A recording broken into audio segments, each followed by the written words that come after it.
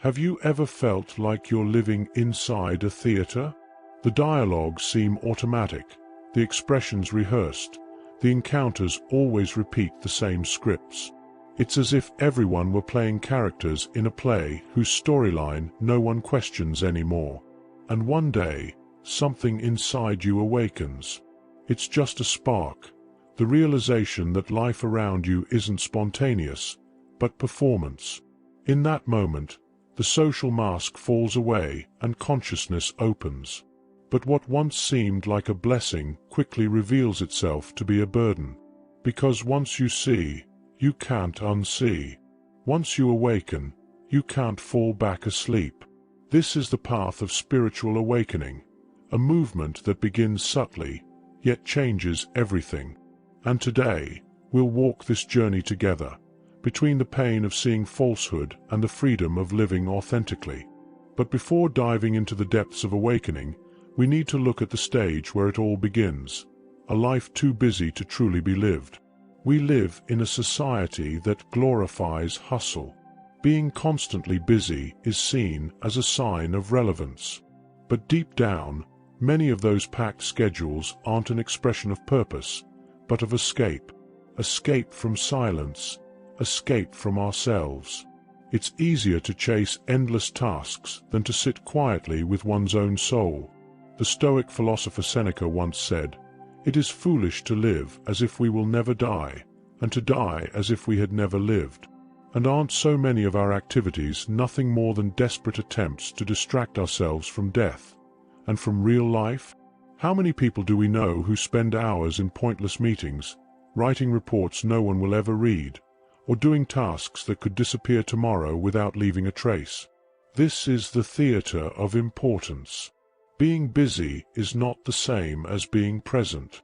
Rumi reminds us, "You have a duty to perform in this world, and if you don't fulfill it, nothing else matters." That task isn't piling up commitments, but finding the inner spark that gives meaning to existence. Here's an invitation. Look at your calendar not as a to-do list, but as a mirror of your soul. It reflects whether you're truly living or just filling space.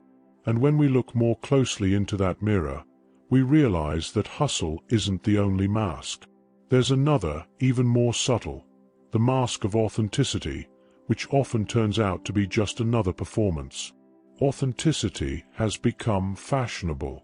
But even the trend of authenticity is a performance. On social media, we see calculated vulnerabilities, tears photographed with filters, confessions rehearsed until they sound more like marketing slogans than truths of the soul. It's the staging of real life.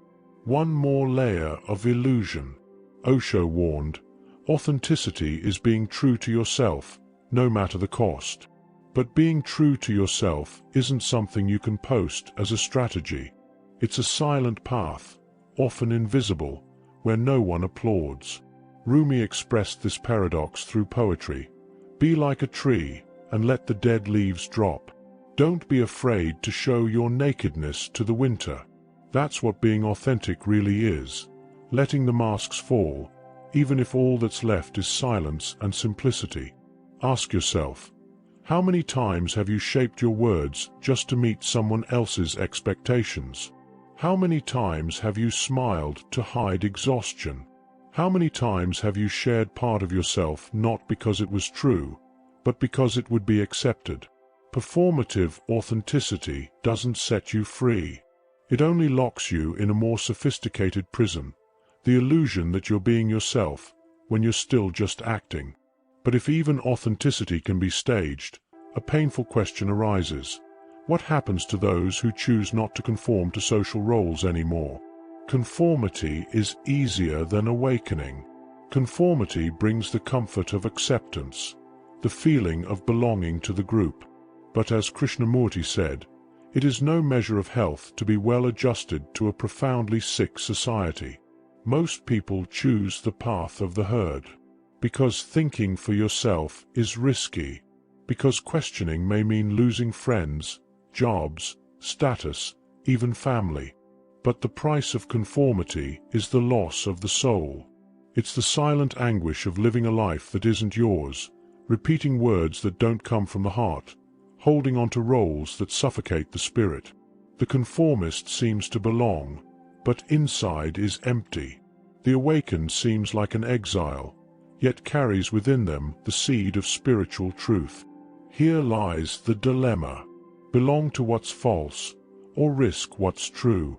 Rumi offers a subtle answer. Why do you stay in prison when the door is so wide open? That choice to step through the door doesn't come without a price. Because in breaking the chains of conformity, we face the first consequence of awakening, the deep discomfort of living without masks. Awakening is painful because it rips us from anesthesia. It's the discomfort of seeing hypocrisy, of feeling emptiness, of realizing that many relationships are nothing more than silent contracts of convenience. But it's within this discomfort that the true self is born. Just as a seed needs darkness and the pressure of the soil to crack its shell, human beings need the friction of pain to reveal their authenticity. Many who awaken leave prestigious careers behind to follow simpler callings. Others leave cities to live closer to nature. Some break relationships of decades just to rediscover themselves. Each rupture is painful, but each rupture is also a liberation.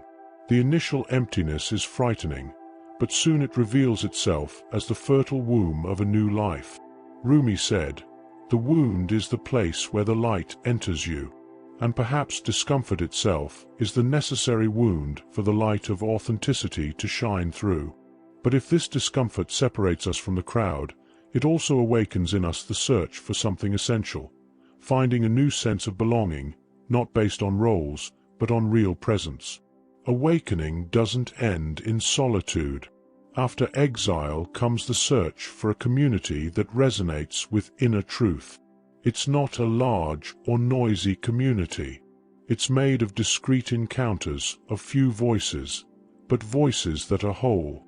People who don't need to impress, because they already know life is not a stage.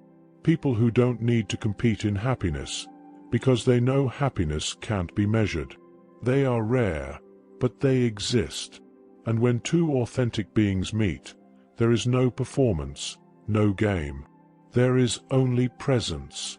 This is the new form of belonging, not quantity but quality, not appearance but truth, not performance but presence. As Rumi wrote, "Out beyond ideas of wrongdoing and right doing, there is a field. I'll meet you there." That field is the community of the awakened, not made of certainties, but of living souls. And it's exactly at this point that the journey gains clarity. Pain isn't the end in itself, but a passage. Awakening is not ruin, but reconstruction. Awakening is both blessing and curse, because along with clarity comes pain. And these four pains are not signs of failure, but natural parts of the journey. Number 1. The curse of seeing. Once your eyes are open, there's no going back.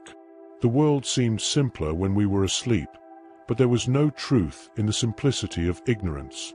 Number 2. The weight of solitude. Being surrounded by people and still feeling like an outsider. Exile is real, and it can be crushing. Number 3. The frustration with conformity. Shallow conversations, self-serving relationships, empty smiles, all of it becomes unbearable. Number 4. The disillusionment with humanity. Many prefer the comfortable lie over the uncomfortable truth, and that can lead to deep discouragement. And yet, along with pain comes liberation. It's like the skin of a snake. It has to be shed. It's like the wings of a butterfly. They are born from breaking the cocoon. Pain isn't punishment. It's simply the sign that something deeper is being born. And in this process, inner peace proves more valuable than external happiness. Because happiness can be a performance, but peace is always real. Spiritual awakening is a crossing between two shores. On one side, the comfort of lies. On the other, the coldness of truth.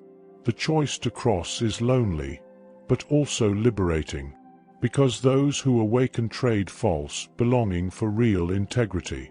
And the clarity that once felt cold soon reveals itself as warm, because it's authentic. Tonight, at the end of your day, sit in silence. Close your eyes, breathe deeply 3 times, and ask yourself, where am I still performing? In what areas of my life is my soul asking for truth? Don't chase quick answers. Just listen.